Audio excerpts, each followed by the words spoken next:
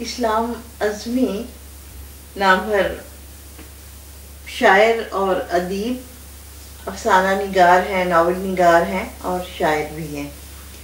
وہ طویل عرصہ یہاں یو اے ای میں رہنے کے بعد واپس لاہور جا چکے ہیں اور وہاں انہوں نے کتابیں شائع کرنے کا کوئی سلسلہ شروع کیا ہے، کوئی ادارہ بنایا ہے اعظمی کے نام سے، اپنے ہی نام سے، اور آپ کی بہت سی کتابیں شائع ہو چکی ہیں۔ ان میں سے ایک کتاب بے ساختہ، یہ اسلام اعظمی صاحب کی کتاب بے ساختہ، یہ مضامین پر مشتمل ایک کتاب ہے۔ اس میں مختلف شاعروں اور ادیبوں کے بارے میں مضامین شامل کیے گئے ہیں۔ ان مضامین کے بارے میں وہ خود کہتے ہیں، بے ساختہ پردیس میں سجنے والی محفلوں کا احوال ہے۔ محفل کبھی کسی کی آمد کے حوالے سے، کبھی کسی الوداعی بہانے سے سجی، کبھی کسی کتاب کی رونمائی کے حوالے سے مل بیٹھنے کا موقع مل گیا، کچھ کہنا پڑا تو کہا، کچھ سننا پڑا تو سنا۔ ترنجن، چوپال اور پتن کی محفلوں کی طرح پردیس میں جمنے والی محفلیں بھی ریگے رواں پر لکھی ہوئی تحریریں ہیں۔ یہ مضامین ایک طرح بے نام محفلوں کی سرگزشت ہے، بے ساختہ تپتی ہوئی ریگے رواں پر وحشی ہواؤں کی تحریریں ہیں، یا پھر گھنے جنگلوں میں چھپی کسی جھیل کی سطح پر باد صبا کے بے ارادہ شوخیاں ہیں۔ جو کہا جو لکھا آپ بھی پڑھ لیں بسم اللہ۔ یہ اسلام اعظمی صاحب افسانہ نگار ہیں، انہوں نے اپنے انداز میں لکھا ہے۔ اس پہ دیباچہ جناب کبیر خان نے تحریر کیا ہے، من کے مسمی، اور اس میں احمد ندیم قاسمی، فیض احمد فیض، عطاء الحق قاسمی، کبیر خان، شفیق سلیمی، منور عزیز، میر تنہا یوسفی، حسین مجروح، سعدیہ روشن، علامہ اقبال، سید اشتیاق حسین، ممتاز راشد، انعام الحق راہی، طیبہ بخاری قاضی،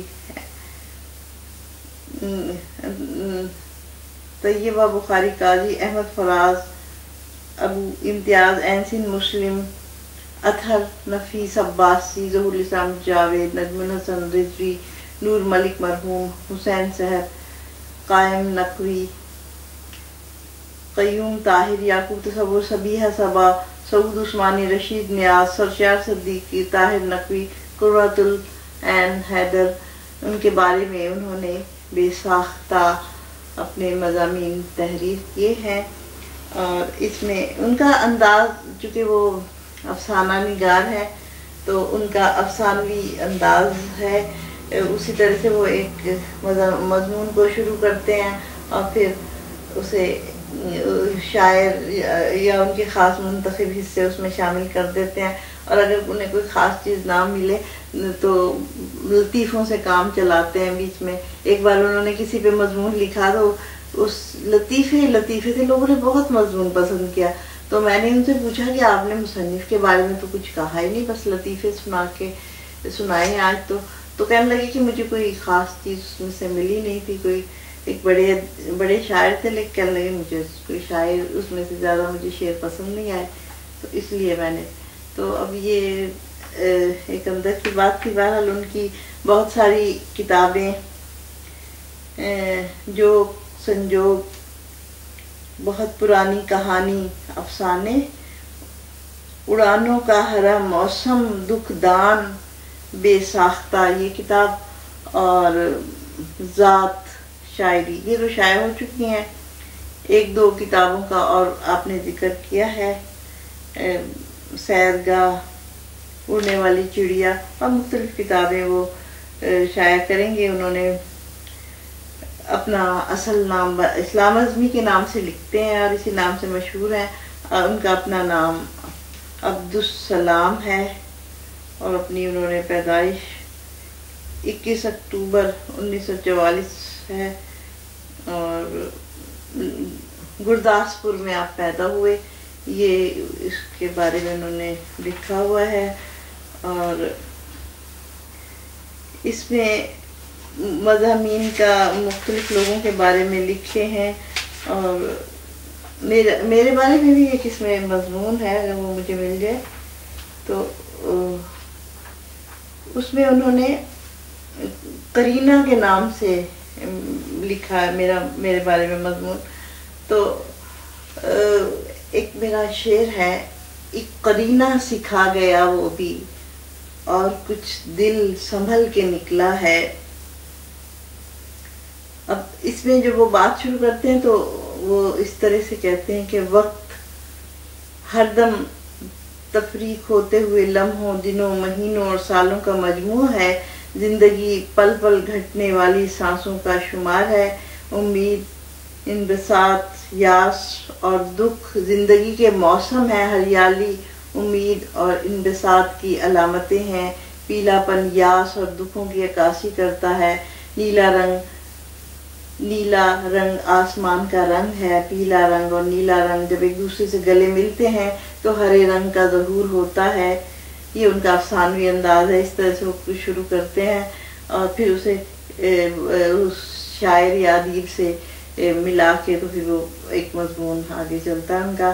سو ہرا رنگ مجرد نہیں، سو خوشی بھی مجرد نہیں. اداسی پر جب تک فطرت مہربان نہ ہو خوشی کا ظہور نہیں ہوتا. آج کے دور کا انسان بطور خاص اپنے بنے ہوئے جالوں اور اپنے بنائے ہوئے قید خانوں کا اسیر ہے. قید خانوں میں رنگ ہوتے ہی نہیں. خاموشی کو بھی طرز کلام بناتا ہے. بولتے ہاتھ بھی خاموش ہوئے بیٹھے ہیں. ایک مقدر کی طرح میری ہتھیلی چپ ہے. یہ انہوں نے میرے شعروں کا کچھ انتخاب دے دیا. آگے دکھ کی آنچیں دھیمی دھیمی، دکھ تو دل کے اندر سائیں، اور موسم کی اداسی کا برسوں سے نہیں بدلا. ویسے تو سبھی موسم ہر سال بدلتے ہیں. اور انہوں نے یہ لکھا ہے کہ صبا دلوں کے اداس موسم کبھی تو دل سے نکال میرے. ایک قرینہ سکھا گیا وہ بھی، اور کچھ دل سنبھل کے نکلا ہے. مٹھی میں دبی ریت کی مانند یہ پھسلے، یاد آتی ہے رہ رہ کے گزاری ہوئی دنیا. مختلف اشعار ہیں جو یہ اچھا لگ رہا ہے اپنے شعر خود پڑھنا. آخر میں انہوں نے لکھا ہے کہ سبیہ صبا کی شاعری دل کو چھونے والے اشعار سے بھری پڑی ہے. واہ! اور وہ لفظ گروں کے قبیلے کا ایک اہم نام ہونے کے باوجود ایک مخصوص قرینے کے ساتھ ادب کے ایک خاموش کارکن کا کردار نبھائے ہوئے ہیں. نہ ستائش کی تمنا، نہ صلے کی پرواہ. اس مادی دور میں یہ بات عجیب لگتی ہے، مگر جنون کا نام ہے، مگر جنون اسی کا نام ہے. مصلحت کے کاروبار میں تو ایک دنیا جتی ہوئی ہے.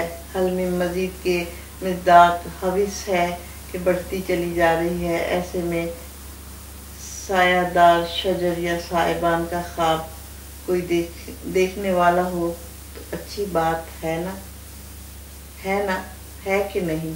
یہ انہوں نے ایک اس طرح سے مضمون لکھا ہے. باقی میں ان کے اشعار سنانا چاہ رہی تھی. جناب اسلام اعظمی نہ صرف ناول نگار ہیں، افسانہ نگار ہیں، بلکہ شاعر بھی بہت اچھے ہیں. صدائیں کرتی رہتی ہیں، تعقب کرتی رہتی ہیں صدائیں جانی پہچانی. تعقب کرتی رہتی ہیں صدائیں جانی پہچانی. جبھی تو ہم کو اپنے نام اکثر یاد رہتے ہیں. بہت کر لیں تو گھر کو یاد کر لیتے ہیں ہم جیسے. بہت کر لیں تو گھر کو یاد کر لیتے ہیں ہم جیسے. گھروں کو لوٹ جاتے ہیں جنہیں گھر یاد رہتے ہیں. گھروں کو لوٹ جاتے ہیں جنہیں گھر یاد رہتے ہیں. یہ ایسے اشعار جو ہوتے ہیں پردیس میں رہنے والے ہی لکھ سکتے ہیں، اور ان کا چونکہ بہت طویل قیام رہا.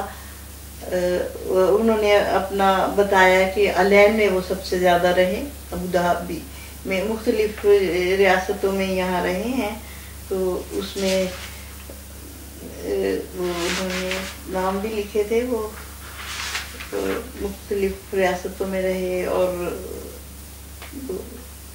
ابو ظہبی میں، الین میں، عمان میں، قطر میں، اور سب سے طویل قیام ان کا الین میں تھا، اور وہ تعمیراتی مواد کی جانچ پڑتال کی یہاں ملازمت کرتے رہے۔ اب اشاعتی اپنا ادارہ قائم کر کے اب ادب کی اس طرح سے خدمت کر رہے ہیں کہ وہاں پہ کتابیں شائع کر رہے ہیں، اور یہ ایک اچھی بات ہے کہ ادیب اگر اس طرح کے کام کریں۔ تو یہ آج میرے پاس کتاب ہے مضامین کی، بے ساختہ اسلام عظمی، یہ تصویر سبیحہ صبا اردو منزل .com